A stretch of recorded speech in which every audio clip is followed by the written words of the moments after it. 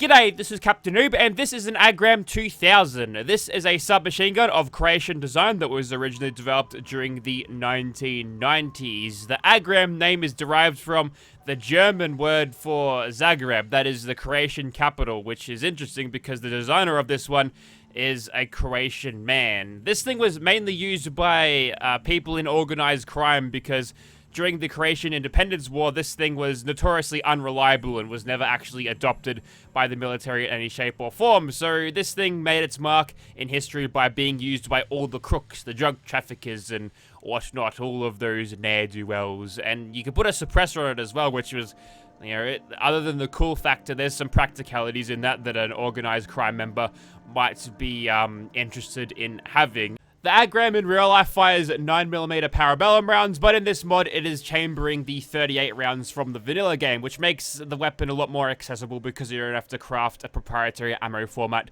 to actually use this thing, which is a big plus. And with weapon mods, my philosophy is near enough is good enough, and 38 is close enough to 9mm that I find this acceptable. You could probably argue that you could upchamber it into 10mm because 138 damage is quite a lot for a standard receiver, don't you think? But we're going to upgrade that even further. First of all, we've got the receivers for the attachments. An advanced receiver giving us 193 damage. That's massive, especially since this thing is weighing under 9 pounds, or under 10 pounds as it is just over 9. But it'll increase our range as well as our damage, which is really kind of scary. You could have a lower receiver here. The homemade receiver will actually make it weigh nothing.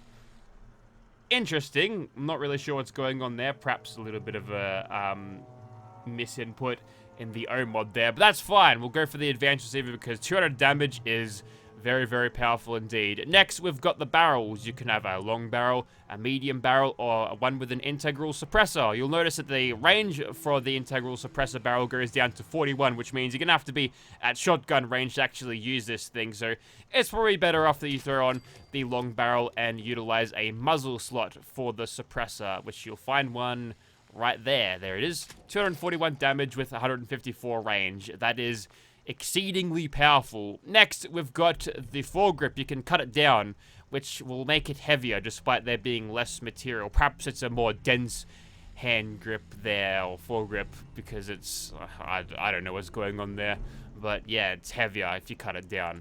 Maybe we won't do that. Next, we've got the magazines, which do say they're chambering 9x19mm. There's those parabellum rounds that I'm talking about, but it actually doesn't change what this thing's actually firing. The extended magazine will give you 36 rounds. It's a little bit more than the standard magazine, but getting that extra 4, I suppose, is nice. This thing's in real life has got a pretty high rate of fire, so we probably won't see much of a difference, but I don't know, those 4 bullets could be the difference between life or death. Maybe. We'll see. Anyways, so we've got some sights here. This one's got a laser sight on the side of it. That's cool.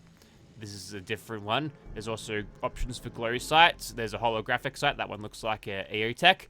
And there's some red dots. That one looks like a Basker. And there's also this one. I actually kind of dig the one that's got the laser sight attached to it, so we'll throw that one on, and we've already got a suppressor on, so we'll skip over the muzzle. And of course, we've got the legendary effect slot provided by a legendary modification, so we'll skip over that. You can throw a wire stock onto this, which will do that. Make it more stable when you're firing, I suppose.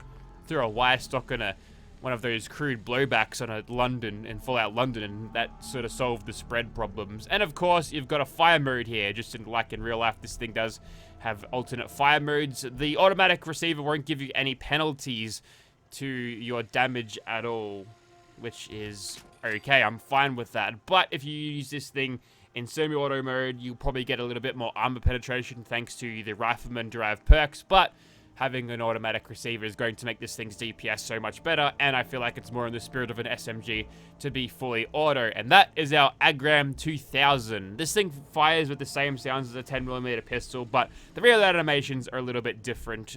They're new. We've seen those maybe before, but they're different than vanilla stuff, so let's go and find out what that's all about. I'll show you how to get it first. Agram Submachine Gun is injected onto level list. I'm not sure what level it does start appearing because the mod page didn't tell me, but here it is. You can get it for fairly cheap, just under 250 caps. That's easy. That's chicken feed, mate. And we're back at Immersive Gunners Plaza. Here is our Agram 2000 in first person. Yep, 10mm sounds. Pretty stock standard. There's your reload animation, and of course the second one that I made here, just long barrel iron sights of the glowing variety and a muzzle brake. Just semi-automatic 10mm sounds. They make the guns sound different when they fire automatic in vanilla games, so it's kind of odd to hear the semi-automatic vanilla 10mm sounds be used for a submachine gun, but here we are.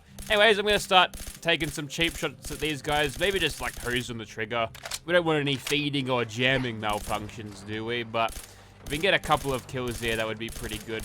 But not having a scope on this thing kind of hurts my ability to aim at these guys, although the hip fire is really good. Maybe we should just keep doing that. That's great.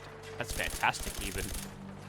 The recoil, even with the wire stock, is a little bit. It's not massive, but it's probably enough to cause a difference. And there is an insect here that is pissing everyone off, so you need to go away. There we go. There might be 2 insects that are annoying everyone. What I could do is go into slow motion bats and slaughter everything like this. Lovely. Look at that. Well, the people that were pushing out, they didn't really do much, so that's great. All right, let's take it to them. We've got the rate of fire and the damage to do quite a lot with this thing at close range, so I think we'll be laughing. Maybe we take this a little bit slower because I didn't expect to see 10 blokes looking at me. And then again, we're a little bit, we're all dressed up tactically this time. I don't have any ballistic weave because last time I put ballistic weave on the plate carrier and it was basically invincible. So we won't do that, but that's what we look like. Also got a pie scarf on because we won. The only game I went to for the year, won by a point. If you're a Brisbane Lions supporter, ha ha ha ha. Anyways, so back to the gun. This thing is doing an exceptional job so far. You could argue that it's a little bit overpowered because normally the weapons that I've got in this game, they don't usually one mag these guys, but I can probably get up to 2 to 3 gunners killed in a single magazine. Usually there's a acceptable amount of bullet sponginess that you just gotta roll with when it comes to Fallout 4 mods, when they keep it nice and vanilla to make it so it's not completely over the top overpowered. But in this case, they've gone a little bit above and beyond what we'd expect out of vanilla game stuff. That was a little baby gunner. And it took one shot to do him in. And now we're actually in Nerd Rage for real. I think I saw the screen effect. You put that down. That is a big launch you've got there, mate. You sure you know how to use it? Anyways, a couple of gunners down there. Okay, we're seeing a little bit of that range penalty from here. So perhaps the Achilles heel is that you have to be very, very close in order to get this thing to work. That was... I thought I was going to die to full damage just then. But no. We're a little bit, we're fine on full damage, but yeah, a little bit risky. I wanted to Spider-Man across that. Okay. Looks like some Rust Devils has shown up. Should be making quick work out of these guys. Take out the robots, they're bigger targets, easier to hit. The combat music's going away. We're all feeling pretty calm at the moment, so we'll just door breach this. No.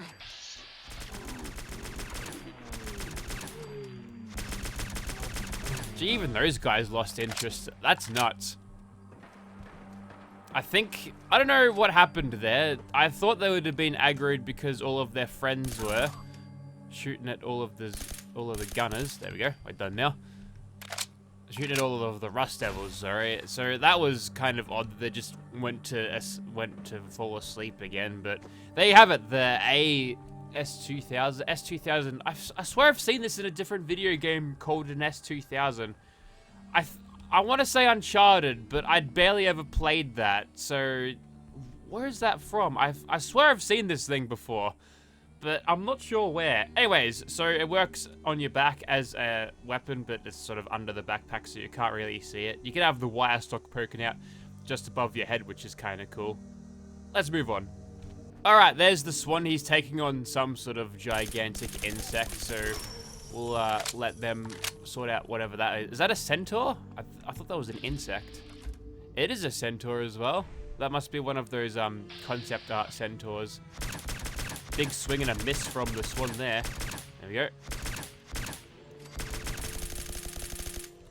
Make sure we take out that ghoul and all of his friends around him and try to capitalize on a little bit of that gun through damage. Okay.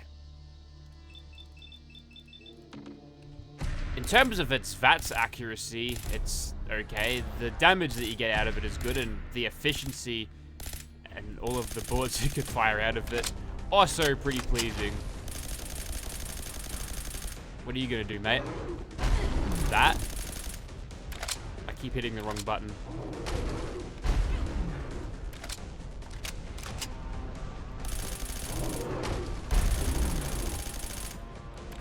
I could stand toe-to-toe with this guy with all of this damage. I could out-DPS him if I just keep backpedaling.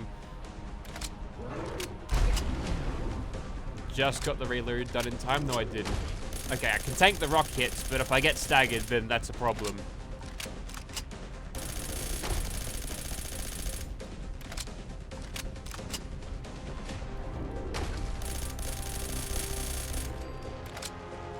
Okay, well that was a pretty easy run there. All I had to do was hold down the S key and slowly back off. Also, I found that if you fire this thing and transition to aiming down sights, it'll fire faster. Observe. Look how fast that is. So if you were to use this like a stealth commando playstyle with a 4.4 times multiplier every shot, that DPS would be absolutely insane. Like, look at that. That is bullet storming, metal storming it right there.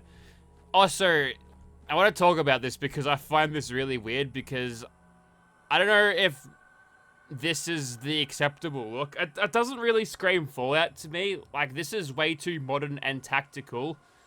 So, walking around like this makes it feel like I'm try-harding and trying to make it a little bit Call of Duty. I've also got the pack braces clipping through the outfit there. That's funny. Also, for some reason, I downloaded the CBBE patch to make this thing fit the, the body styles of the sliders that I've set up for them. Unfortunately, or fortunately, the way you want to look at it, it makes their asses really big. Like, that's massive. What the hell's going on there? Why? Why do they do that? Like, if I put a Volt suit on... Hang on, let me show you. Seriously, what is with this? I don't get it. Alright, how about we try to Metal Storm the Wendigo, and if we try this... Okay, so it doesn't appear to work if I'm crouching, but does. So we won't be able to use sneak criticals to get the job done, but we could at least get a nice little alpha strike in. And I suppose we could utilize some VATS criticals just to get this party really started. Or we could kill him in one VATS burst. I suppose that's fine too.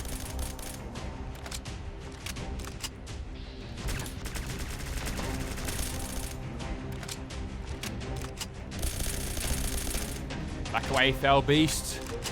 Then we'll go over to our unsuppressed version. We're gonna miss out a little bit of damage because we don't have Ace Operator, but switching to your other primary is faster than reloading. Alright, we're done here, and if you're wondering, he got me a Relentless Handmade Rifle. I believe that's one of the rewards you get from Mags Black if you decide to help out the Disciples in one of the other factions before the other one turns on you, so, hey, that's cool. Alright, I suppose we'll go one more monster. There's something out here I should kill. Okay, this is Bravo 6 going dark. It's like 12 AM, and there's a bunch of Deathclaws that I want to kill, so... Let's put some bullets into them, and before they run over too far, let's find their soft underbellies and put some criticals into them. There we go. as you get a little bit closer, my friend, we're going to slightly get better range and therefore better damage. So far, so good, but I think we'll just back off now. Make sure he doesn't get too close to me. If I can dodge around these rocks and sort of keep out of line of sight that way, then that would go a long way into making this fight nice and stealthy. Waiting for those crits. There's one. Perfect. And we're just stuck behind these rocks before I get spotted, and then I get stuck because it's Fallout. Caution now. Danger, but whatever. I think it's close enough. He didn't see me. He didn't even do his roar. The little one did, but that's only a little one. Those mythic death claws, they go down super easy. See? Now I think there's another one that wanders around these parts. It's a chameleon deathclaw that usually shows up during this. Is that him? No, it's a mythic at level 1. That's weird. Anyways, he gets one bursted because, yeah, you only need one burst with mythic deathclaws. So that'll just show you how strong this thing is when you shoot at regular enemies. That although I'm not sure why the mythic deathclaw was only at level 1, that should be at least level 126 where I believe this character is, but I think you get the idea. So that was the Agram 2000. It's an incredibly powerful SMG that you could argue that is overpowered, but if you want some heavy hitting endgame potential and you just got a bunch of 38 rounds that you really want to get rid of, then look no further than this. This will serve you perfectly, and oh, that's a shame. I swear in Fallout 3 they had like the road signs and all of the place names, and that's where Arafu come from, because it was like only the couple letters remaining of whatever location that was. Anyways, so if you want to see this thing in your game, check out the link in the description. I'll link the tactical suit that they'll get up in Call of Duty thing I've got here, but I don't know if I want to see this back or not. I mean, it's cool to have, but it's a little bit too modern, don't you think? Also, the flashlight on the top of the helmet doesn't work. What a shame. Yeah, it doesn't feel like Fallout to me. It feels like I'm just trying to make this like an Escape from Tarkov derivative, which I'm not really sure. Maybe you like that in your game, but I'd like to skew a little bit more towards the Fallout side. Anyways, thanks for watching, guys. We'll see you next time. Go Pies.